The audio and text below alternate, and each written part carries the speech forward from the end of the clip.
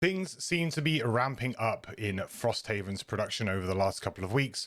We've had a lot of great updates about new mechanics, new rules, and even some character stuff that's just come in just as I'm shooting this video. So we got a lot to talk about Frosthaven. So let's get into some of the rules changes and some of the perk changes that I think are actually really good.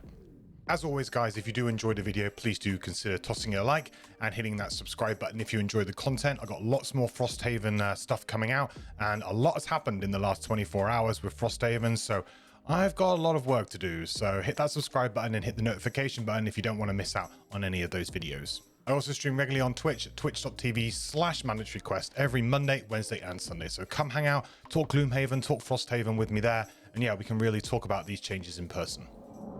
So to begin, we have the changes to the perk system, which I think is really just excellent.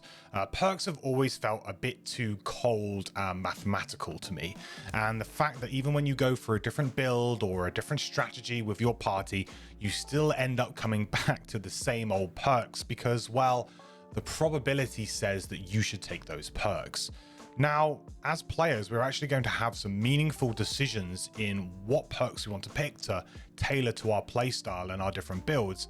And it's really going to encourage you to go after those check marks in battle goals. So it's going to be even more exciting to see players fighting over who's going to get to do their battle goals potentially, because, well, these check marks have just suddenly become much more important, especially the ones that require multiple perk points in order to unlock.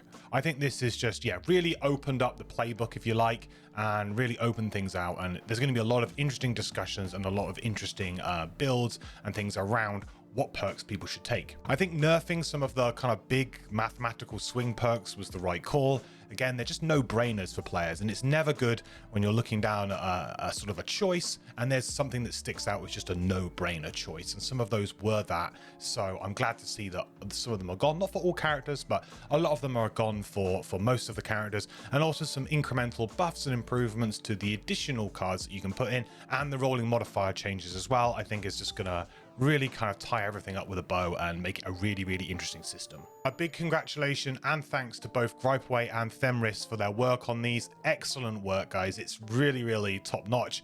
I'm very excited about this, and to be honest, this is probably one of the best changes I've seen so far for Frosthaven that's just to do with that character progression on how you're going to build your character. So this is really excellent. So great work, guys, and I'm really excited to try these out in person. So with the perk changes came a pretty substantial change to rolling modifiers as well. Always a bit of a controversial rule, and one of the most house-ruled rules in base Gloomhaven was this interaction of how rolling modifiers and advantage works, and how the possibility of having a rolling modifier roll you into that dreaded miss.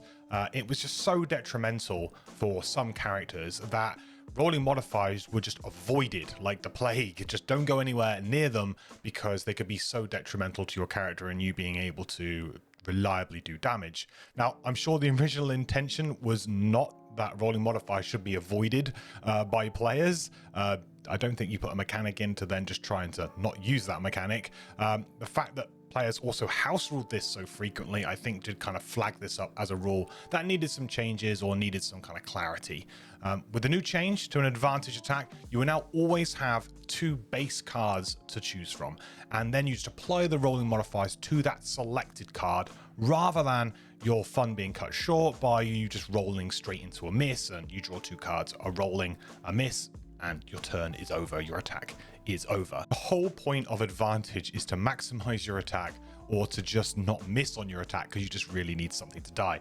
And the fact that that was possible and that was a possibility that you could still miss was just kind of lame. And yeah, it really just sort of it just made a mechanic that was unfun and unsatisfactory for players, I think. So really glad that this has changed. I think if you're playing in base Gloomhaven right now and you're just sort of starting out, then you can absolutely implement this rule straight away if you want to. It's just a very simple rule, and I think, well, it's basically like a house rule. So I would implement it straight away and start using it in your games, because I think it just solves a lot of the problems and means that players might actually start going for those rolling modifiers maybe a little bit earlier. As a quick example, in old Gloomhaven, if I was to draw a rolling +1, then I was to draw my miss, I would have to add that rolling +1 to that miss. Those were the 2 cards that I drew for my advantaged attack. Now in the new rule, I would actually get to draw a third card. So I would draw my rolling +1, then I would draw the miss, then I would draw a final card, ignoring if that card had a rolling modifier on it at all, just taking it for the value that it is. Then I can choose which of those two cards with advantage I would like, obviously taking the one that isn't a miss, and then I apply the first rolling modifier to that attack. In any kind of ambiguous decisions and things like that, when it's all the same, then advantage players can choose. So I think that really cleans up that rule. It makes it much easier. It means that you can draw that extra card, you'll have two cards to choose from, one of them not being a miss, and yeah, you go from there. So just a really clean and easy change. Invisibility has been a long abused mechanic by players to block doorways, open doors really safe, and stop enemies from taking turns, and forcing enemies to maybe have to walk through traps and different things like that. And of course, just long rest in complete safety, knowing that the enemies can't do anything about it. And really, it became a bit too much of a powerful tool, I think, for players to use. And it became kind of like the standard way, if you like, and a bit of a crutch. I'm guilty of that too, for players to just always open doors safely. The new changes now mean that while invisible enemies can still pass through you, so you're no longer considered to be like an obstacle, so enemies can now freely pass through you, but they cannot, of course, end their turn on your hex. So there are still some sort of possibilities there where you can block hexes for enemies to be able to move adjacent to an ally, maybe to attack. They can't do that because you're in that hex. They can't occupy the same hex, but they can now move through you with their movement paths. So gone are the days of you being able to stop an entire room maybe from acting. Now there's a good chance that if you go invisible on a door, the enemies are still going to take a turn and they're going to move towards your team and they're going to move towards the doorway. I think this is a good change. I think this is a fairly decent change. I think it nerfs invisibility to a point where it's not as abusable, but it doesn't take it away from certain characters who really rely on invisibility as a core mechanic, and perhaps, just tossing invisibility to the curb, if you like. I think this is a way that you can still make some characters with invisibility good, and certainly doesn't kind of completely destroy it. However, I do have a couple of concerns with this. If you thought that players that go invisible were selfish before, well, boy, oh boy, are they incredibly more selfish now, because going invisible essentially just protects you. Number one, just you. Before, you could always justify to your team, hey, I'm going to go in and I'm going to go invisible, and it was a big help for the team. And certain characters that were always a bit selfish in base Gloomhaven, well, they're now even more so, because if you were to apply this rule retroactively, they don't help the team at all, really, aside from doing damage and things like that, but they don't actually help your team's positioning in any way. So that is something to take into consideration here. I think invisibility needs to just be maybe less prevalent in the game as well, but we'll see how it goes and how much it actually crops up in Frosthaven. But that is a real sort of concern. It's now going to make those players who do turn invisible kind of, well, kind of jerks sometimes, because people will want you to tank an attack or will want you to maybe block somebody, and you're just not going to be able to do that quite as much as you did before. So for loot, summoned enemies are now going to drop loot tokens, just like they do in Jaws of the Lion. And I think that just makes a lot of sense. It was always a bit confusing to try and keep track of which enemies were summoned, which enemies weren't summoned, who gets coins, who doesn't get coins. It was always just a little bit confusing. So this is just a nice change. Now everybody drops coins. You don't need to worry about it. I do think, though, that this could lead to some extremely rich players, and potentially there might be, I don't know, a broken combo in which you could go infinite, essentially, and just farm summoned enemies within a scenario to get gold incredibly quickly, or just get items very quickly. I'm unsure as to really how the rewards deck is going to really function. So without really playing the game, this is hard to tell whether or not it's possible, but I can see there being a little glimmer there, a little crack in the door where potentially, if that is the case, what happens when you get to a scenario and you can just keep killing enemies and they keep summoning new enemies? Can you just sit there and farm? So that's a minor concern, but if that isn't possible in the game at all because of whatever reason, then it's not an issue. I'm sure that Frosthaven is going to be balanced around the fact that there's going to be more loot available, and the fact that the whole kind of crafting and gathering of materials mechanic exists in this game. That means that the resources are actually really important to your game. So looting is going to become even more important, but loot is also going to be more abundant. I think this is a good change, and I'm sure the game will be balanced around that.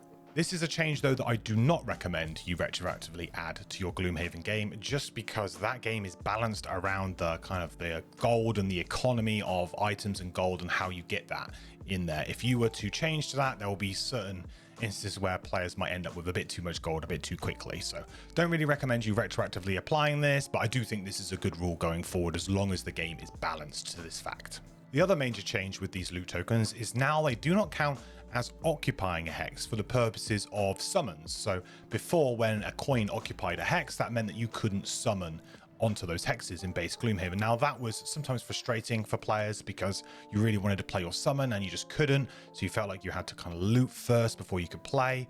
So this is kind of like a nice change for that, but actually I believe this is a very sneaky, huge difficulty spike against certain enemy types, because there was a lot of playing where you could try to get a summoning enemy. I'm looking at you, Oozes, being able to trap them somewhat in a corner. Maybe they get a couple of gold piles around them because you've already killed some Oozes. Perhaps there's some other enemies or an obstacle or a trap or terrain or some of these other things that can do to stop this summoning from happening. And now that's not going to happen. So there's going to be a lot more instances where enemies are going to summon when you were, hopefully going to stop them from summoning or were expecting them not to summon. So this is a sneaky little difficulty spike. And I think for the average party that probably won't care too much about summons, maybe you might have 1 or 2 in your party, this is definitely just a difficulty buff. So yeah, that's really to be considered. And all I'm going to say is imagine Oozing Grove with this change. Just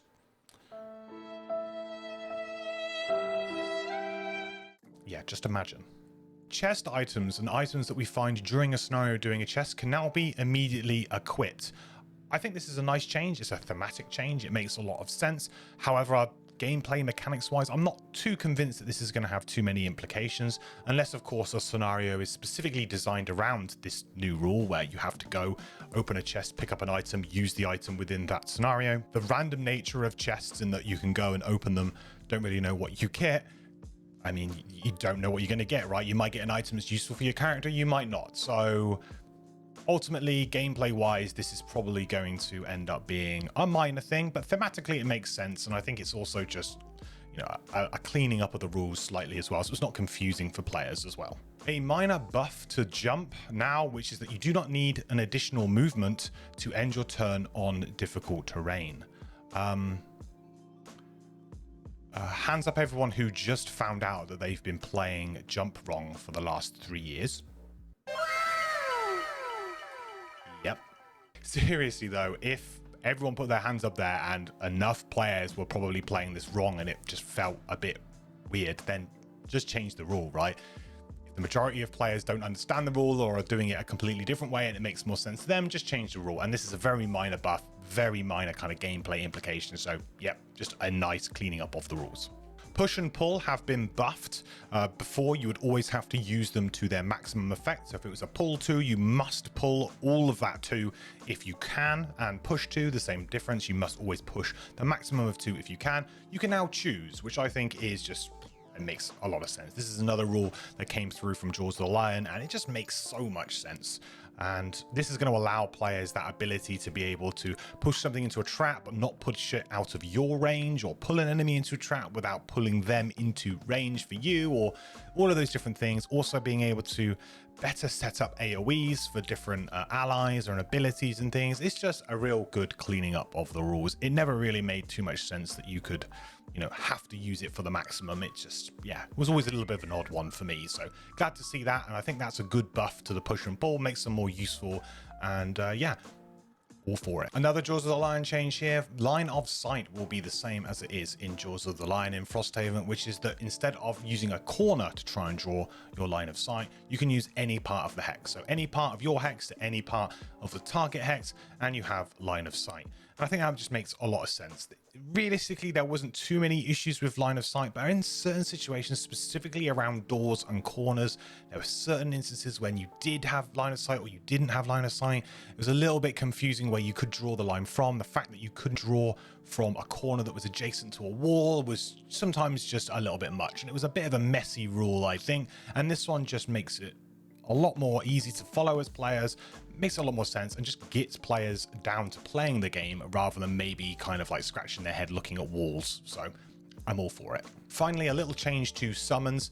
In Gloomhaven, if summons didn't have a focus for their attacks because maybe there were no enemies around, you hadn't opened the door yet, then they would just stand there and they wouldn't actually make a movement. And that was quite detrimental at times for certain characters. When you have summons that only have small moves, it's really annoying that they get left behind during the course of a scenario and you have no option for them to kind of catch up during your long rests or things like that. So what the new change is that if that is the case, then instead they can actually choose the summoner, the person who summoned them, to be able to be their focus and then move towards them. So if they've run ahead towards the door and they're long resting near the door, then your summons can start to follow you through towards that door, which I think is just a really nice quality of life change. It's actually quite an important change as well. I think it's kind of like, it seems very simple, but I think it underplays. It's underplayed a lot, and I think actually this could really help certain summons. Suddenly those the way that we evaluate summons is going to be slightly different, because I basically always evaluate summons with move 1 as just unusable a lot of the time, because of the reason that they just end up falling behind after room 1. You really need to play them right up against enemies and get the best out of them for a single room. But this way, now maybe they might actually be able to follow you through, and there's a chance that they can kind of keep up. So yep, this is definitely going to mean that summons going to need to be re-looked at and re-evaluated, and this is just a great change. So if you're a summoned player out there, if you like to play summons, this should be a change that really has you excited, because this is going to really help the way that you play. Okay, so I think that wraps up all of the rules we currently know about being updated or changed that I'm aware of. So let me know what you think about these changes in the comments down below. In general, I think a lot of these just make a lot of sense. It's like a refinement, it's an evolution of some of the rules, and just some added stuff in there just to clean things up, make it a bit easier, make it more fun for players. And I'm really excited about these changes, and we're definitely seeing a game system being kind of made into like version 2.0, if you like. And yeah, the changes that we've seen so far to the rules I think are excellent, so really looking forward to Frosthaven. Isaac has actually just posted the final full cards and mats for the starting characters on the Kickstarter. If you would like to check them out, I will link them down in the description below, so you can do that quickly. But this does mean now that I've got my work cut out for me. So I've got a lot of Frosthaven videos to film. So there's going to be some character reviews coming up soon. So please do hit that subscribe button and hit the bell for notifications if you'd like to keep up with those. Because yeah, I've now really got to finish recording this video and jump straight into another video. So we've got lots to talk about, and it's an exciting time. And I'm glad that we're kind of finally getting to see these characters and these cards. So we've got a lot to talk about. So yeah, hopefully you enjoyed the video, and I will catch you in the next video. Thank you all so much for watching. See you next time. Bye. I think still, yeah. Oh, Scout the wins. that's the blessing from Jeff. Yeah. That's the blessing from. Isaac, at this point, can we get your approval to add an additional attack modifier deck for allies in the digital